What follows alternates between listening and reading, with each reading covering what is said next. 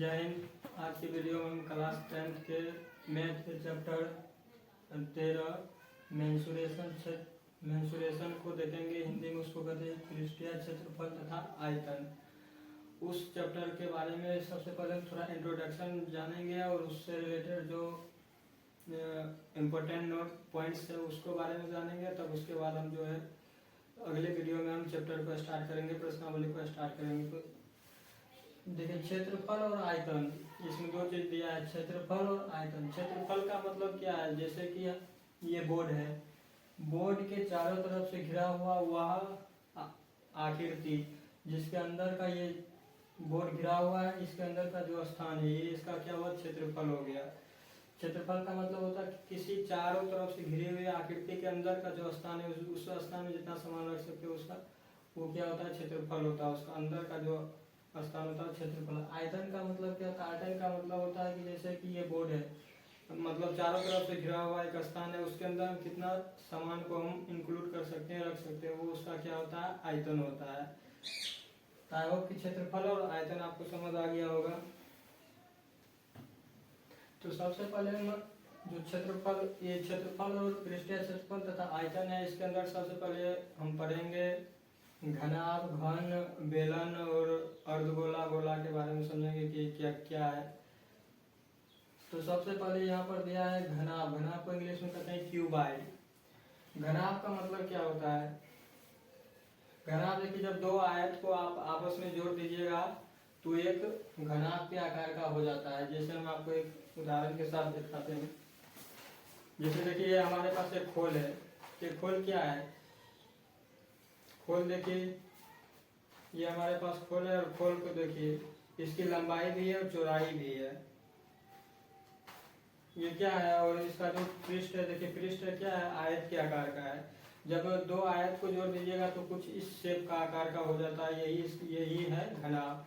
तो यहाँ पर सबसे पहले घनाभ को हमें समझने से पहले हम कुछ उसका जो पॉइंट है उसको हम समझ लेते हैं। घनाभ, घनाभ क्या है, घनाभ कुछ नहीं है। घनाभ जब दो आयत को आपस में जोड़ेंगे तो एक घनाभ का निर्माण हो जाता है। तो जो यहाँ पर देखिए दिया है प्रत्येक सतह इसका कैसा है, आयताकार है। जो घनाभ होता है, घनाभ का जो सतह है आयताकार होता है। देखिए जैसे ये खोल है, खोल का ये जो ये पृष्ठ है, सरफेस है, कैसा है, आयताकार है कि नहीं है।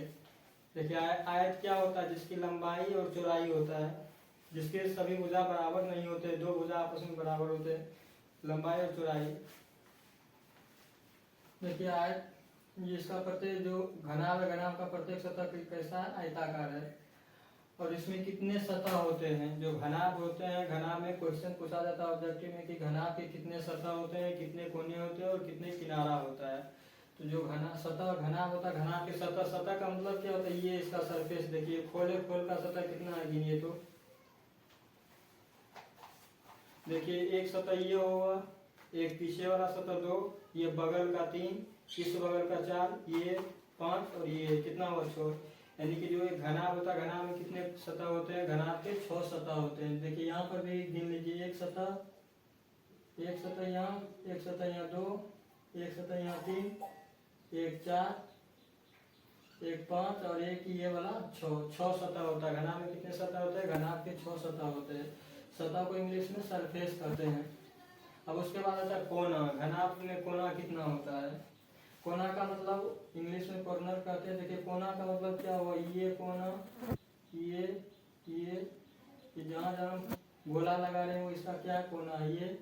ये और ये, इसमें गिनिए कोना कितना। देखिए खोल में कितना कोना है, एक कोना, 2 कोना, 3 कोना, 4 कोना, एक कोना इधर, 5 कोना, 6 कोना, ये कोना और ये कोना, कितना हुआ, 8 कोना हो गया। यानी कि घनाभ में कितने कोण होते हैं, घनाभ में 8 कोण होते हैं।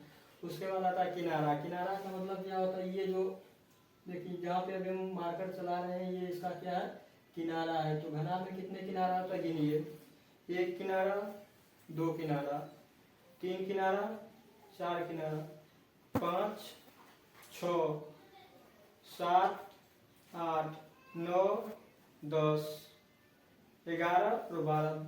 देखिए 1 किनारा, 2 किनारा, 3 किनारा, 4 किनारा, 5 किनारा, 6 किनारा, 7, 8, 9, 10, 11 और 12 किनारा हो गया। यानी कि जो घनाभ है, घनाभ में सतह कितना 6, कोना 8 और किनारा 12 होता है। आई होप आपको घनाभ के बारे में समझ आ गया होगा कि कितना कोना, कितना किनारा और कितना सतह होता है। उसके बाद आता है कि घनाभ की जो आयतन होता है, इसका जो फॉर्मूला कुछ होता है जो कि प्रश्नावली को सॉल्व करने में आसानी होता है। तो इसका जो घनाभ का आयतन होता है, आयतन का मतलब होता है कि जैसे ये घनाभ है, घनाभ के अंदर हम कितने वाटर, ये कोई भी मटेरियल को हम रख सकते हो, उसका आयतन होता है। तो घनाभ का आयतन होता है लंबाई गुने चौड़ाई गुने ऊंचाई। एच का मतलब ऊंचाई, एल का मतलब लंबाई, बी का मतलब चौड़ाई। यानी कि घनाभ का आयतन होता है लंबाई गुने चौड़ाई गुने ऊंचाई। उसके बाद आता है घनाभ के पार्श्व पृष्ठ क्षेत्रफल। पार्श्व का मतलब होता है बाहर का एरिया, जो ये एरिया है, ये एरिया है, उसका क्या होगा, पार्श्व पृष्ठ क्षेत्रफल। तो घनाभ का पार्श्व पृष्ठ क्षेत्रफल कैसे निकालेंगे? देखिए, जो आयत का परिमाप होता है, आयत का परिमाप होता है 2 इंटू लंबाई प्लस चौड़ाई। क्योंकि जो घनाभ होता है, घनाभ आयताकार होता है, तो कुछ नहीं करेंगे, सबसे पहले हम आयत का परिमाप लिख लेंगे 2 इंटू लंबाई प्लस चौड़ाई, उसमें ऊंचाई से गुना कर देंगे। क्योंकि जो घनाभ होता है, घनाभ में कुछ ना कुछ ऊंचाई भी होता है, तो ऊंचाई से उसको गुना कर देंगे। यानी कि घनाभ के पार्श्व पृष्ठ का क्षेत्रफल कितना होता है 2 इंटू लंबाई प्लस चौड़ाई गुने ऊंचाई। उसके बाद आता है घनाभ का कुल पृष्ठ क्षेत्रफल। घनाभ का कुल पृष्ठ क्षेत्रफल क्या होता है? घनाभ का कुल पृष्ठ टोटल सरफेस एरिया। घनाभ का कुल पृष्ठ क्षेत्रफल का मतलब होता है उसके अंदर बाहर सभी का क्षेत्रफल। यानी कि घनाभ का कुल पृष्ठ क्षेत्रफल 2 इंटू लंबाई चौड़ाई प्लस BH प्लस HL, मतलब कि लंबाई गुने चौड़ाई प्लस चौड़ाई गुने ऊंचाई प्लस ऊंचाई गुने लंबाई।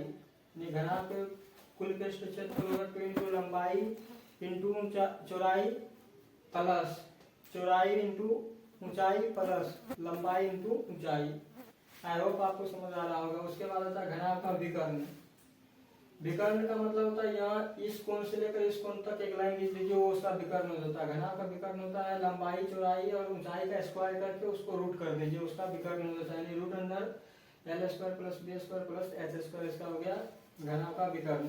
उसके बाद आता है घन। घन क्या होता है? घन होता है वैसा घनाभ जिसकी सभी भुजा आपस में बराबर होता है। जब दो वर्ग को आपस में जोड़ेंगे तो एक घनाभ का निर्माण हो जाता है, सॉरी घन का निर्माण होता है। घन के सभी भुजा आपस में बराबर होगा, जितना ये भुजा होगा उतना ही इसका ये भुजा होगा। आई होप आपको समझ आ रहा होगा। तो उसके बाद आता है घनाभ के सतह। जो घनाभ का सतह कैसा है, जिस तरह घनाभ के सतह आयताकार होता है और घन के सतह कैसा होता है, जिस तरह घनाभ का सतह आयताकार होता है उसी प्रकार जो घन है, घन का सतह वर्गाकार होता है, क्योंकि ये वर्ग को मिलाकर एक घन प्राप्त होता है। तो जो घन है, घन का सतह कैसा होता है, वर्गाकार होता है। इसमें सतह, इसका सतह कितना होता है? घन में सतह देखिए, एक सतह, दो सतह, 3, 4, एक बगल 5 और एक ये 6 सतह होता है। घन के 6 सतह होता है। कोना कितना होता है? कोना भी 8 होता है। इसमें देखिए, ये कोना, ये और ये, यानी कि कोना 8, किनारा 12। यानी घनाभ में जितना कोना सतह किनारा होता है उतना ही घन में भी कोना सतह किनारा होता है। आई होप आपको घनाभ और घन समझ आ गया होगा। उसके बाद आता है बेलन, सिलेंडर, उसको इंग्लिश में कहते हैं सिलेंडर, बेलन। बेलन का जो आयतन होता है, देखिए बेलन कुछ इस टाइप का होता है, जिसमें ऊंचाई भी कुछ होता है और उसकी त्रिज्या, हम ऊंचाई को S से डिनोट किए हैं और त्रिज्या को R से डिनोट किए हैं। जब हम ऊंचाई को S से और त्रिज्या को R से डिनोट किए तो उसका जो फॉर्मूला बनता है बेलन का आयतन, फॉर्मूला क्या होता है? πr²h। क्या होता है बेलन का आयतन? πr²h। वृत्त का क्षेत्रफल क्या होता है? वृत्त का क्षेत्रफल होता है πr²। चूंकि अब देखिए, आप एक बेलन को काटिए, एक गोल किसी वस्तु को काटिए, ऊपर से उसको काट दीजिएगा तो उसका जो ऊपर का जो मुंह वाला भाग होगा कैसा होगा? वृत्त के टाइप का, कुछ इस टाइप का होगा, वृत्त के टाइप का होगा। तो ये वृत्त का क्षेत्रफल होता है πr²। और जो आप डब्बा को काटेगा, डब्बा का कुछ ना कुछ ऊंचाई होता है, तो उसी प्रकार जो बेलन है, बेलन में भी कुछ ऊंचाई होता है। तो ऊपर का सतह इसका वृत्त के आकार के और इसमें कुछ ऊंचाई है, यानी कि जो वृत्त का आयतन है तो πr²h हो गया। कैसे हुआ? वृत्त का क्षेत्रफल लिख दिया और उसमें ऊंचाई से गुना कर दिया तो हमको बेलन का आयतन प्राप्त हो गया, यानी कि बेलन का आयतन πr²h। उसके बाद होता है बेलन का वक्र पृष्ठ क्षेत्रफल, यानी बाहर का एरिया क्या होगा? इसको इंग्लिश में C ऐसे कहते हैं, सेंट्रल एरिया, यानी क्षेत्रफल। तो बेलन का वक्र पृष्ठ का क्षेत्रफल होता है 2πr²h। क्या होता है? 2πr²h। बेलन का कुल पृष्ठ क्षेत्रफल क्या होता है? बेलन का कुल पृष्ठ क्षेत्रफल होता है 2 pi r into r plus h. क्या होता है? 2 pi r into r plus h. I hope आपको समझ आ गया होगा। देखिए उसके बाद आता है खोखले बेलन। इंग्लिश में कहते हैं होलो सिलेंड्रिकल। खोखले गोला क्या होता है? खोखला एक गोला है, गोला के अंदर भी एक गोला रखा है, सॉरी बेलन, खोखले बेलन। एक बेलन है, बेलन के अंदर भी एक बेलन रखा जाता है, उसको खोखले। अब एक बेलन है, उस बेलन के अंदर एक बेलन रख दिया तो बेलन के अलावा कितना स्थान उसमें बचा, उसको निकालने के लिए फॉर्मूला है उसका आयतन, वक्र पृष्ठ क्षेत्रफल और संपूर्ण पृष्ठ क्षेत्रफल क्या है। तो खोखले बेलन का जो आयतन होता है pi into r square, capital R square plus small r square into h. Capital R क्या है? कैपिटल आर है इसका क्या है? स्मॉल आर और प्लस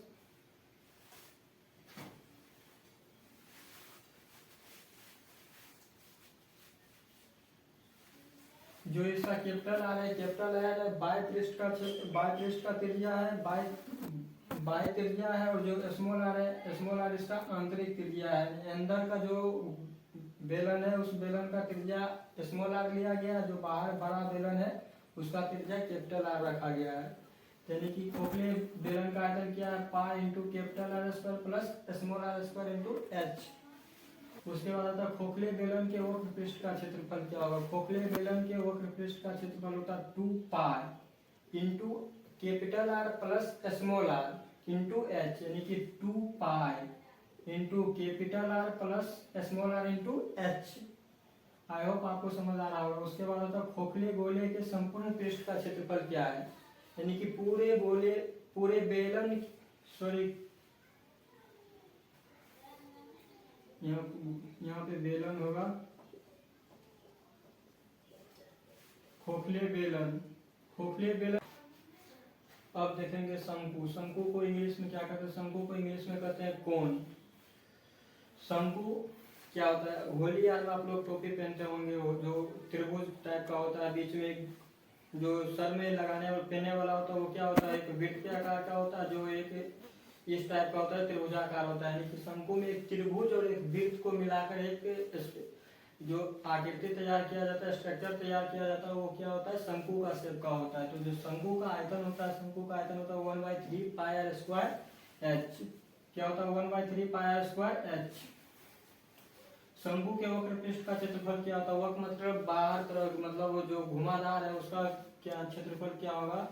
तो पाई आर एल। क्या होता है? Pi R L. फिर उसके बाद आता है शंकु के कुल पृष्ठ का क्षेत्रफल क्या होता है? शंकु के कुल पृष्ठ का क्षेत्रफल होता है pi r into r plus l. Pi r into r plus l. जो एल है, एल के लिए यहाँ से एक फार्मूला निकलता है, चूंकि जो एल है, चूंकि एच ये है, एच इसकी ऊंचाई है, और एल है, एल क्या है? जैसे ये एक शंकु है, ये एक शंकु है, तो शंकु का जो ये क्या है? ये इसकी त्रिज्या हो गया, ये इसकी ऊंचाई होगा। जो ये वाला घुमा हुआ वाला जो लाइन है, इसकी जो लंबाई होगा इसको एल से डिनोट करते हैं। एल के लिए फार्मूला होता है रूट अंडर एच के स्क्वायर प्लस आर के स्क्वायर। अगर हमको एल निकालना है, क्योंकि एल किसी में एल दिया रहा था, जब हम क्वेश्चन को सॉल्व करेंगे तो तब समझेंगे कि एल हमको कब निकालना पड़ेगा और कब दिया रहेगा। तो एल निकालने के लिए एक फार्मूला होता है रूट अंडर एच स्क्वायर। जो ऊंचाई है, ऊंचाई का स्क्वायर कर देंगे प्लस, और जो इसका त्रिज्या है, त्रिज्या का स्क्वायर करके रूट लगा देंगे तो हमको लंबाई एल निकल जाएगा। आई होप आपको समझ आ गया होगा। उसके बाद आता है गोला, स्फीयर। गोला को इंग्लिश में कहते हैं स्फीयर। फुटबॉल देखे होंगे, क्या एक गोला है। तो जो गोला है, गोले का जो हम इसका जो त्रिज्या को आर माने हैं। अगर आप गोला की त्रिज्या को एल मानेंगे तो फार्मूला के आर के जगह पर एल रखेंगे, मतलब जो अल्फाबेटिकल कुछ भी मानेंगे तो वहां पर वो रखना पड़ेगा। तो हम आर माने हैं, तो जो गोले का आयतन है, गोले का आयतन होता है 4/3 पाई आर क्यूब। क्या होता है? 4/3 पाई आर क्यूब। उसके बाद आता है गोले के वक्र पृष्ठ का क्षेत्रफल। वक्र पृष्ठ का क्षेत्रफल होता है 4 pi r square. 4 pi r square. गोले के कुल पृष्ठ का क्षेत्रफल क्या होता है? गोले के कुल पृष्ठ का क्षेत्रफल होता है 4 पाई आर स्क्वायर। यानी कि जो वक्र पृष्ठ का क्षेत्रफल और कुल पृष्ठ का क्षेत्रफल दोनों गोले का बराबर होता है। आई होप आपको समझ आ रहा होगा। उसके बाद आता अर्धगोला। अर्धगोला के आप एक फुटबॉल को काट दीजिए तो एक अर्धगोला का आकार का हो जाता है। जैसे कढ़ाई आप लोग देखे होंगे, तो कढ़ाई क्या है, कढ़ाई एक अर्धगोले का आकार होता है, कुछ इस टाइप का होता है, उसमें कुछ गहराई भी होता है और उसका जो ऊपर का एरिया होता है वो वृत्ताकार होता है। तो जो गोला अर्धगोला होता है, अर्धगोले का जो आयतन होता है 2/3 pi r cube, 2/3 pi r cube, क्योंकि जो अर्धगोले का आयतन है उसमें 2 से भाग कर दीजिए। भाग करने के बाद क्या होता है, क्योंकि जो गोला को काट कर हम अर्धगोला बनाए तो उसका जो आयतन निकल जाएगा 2/3 पाई आर क्यूब। उसके बाद आता गोले के वक्र पृष्ठ का क्षेत्रफल। गोले के वक्र पृष्ठ का क्षेत्रफल होता है 2 पाई आर स्क्वायर। क्या होता है, 2 पाई आर स्क्वायर। उसके बाद आता है गोले के कुल पृष्ठ का क्षेत्रफल। गोले के कुल पृष्ठ का क्षेत्रफल होता है 3 पाई आर स्क्वायर। क्या होता है, 3 पाई आर स्क्वायर। तो आज का जो ये मेन पॉइंट था प्रश्नावली, यानी जो क्वेश्चन मेंसुरेशन चैप्टर था क्लास 10 के मैथ का चैप्टर मेंसुरेशन, यानी पृष्ठीय क्षेत्रफल एवं आयतन, उसका जो इतना इंपॉर्टेंट फार्मूला था और इस फार्मूला को याद रखने से जो हमारा प्रश्नावली क्वेश्चन है, क्वेश्चन आसानी से सॉल्व हो जाएगा। तो आई होप आपको ये फार्मूला अच्छा लगा होगा। वीडियो अच्छा लगे तो लाइक एंड चैनल को सब्सक्राइब करिएगा। Thanks for watching this video. तुमने जो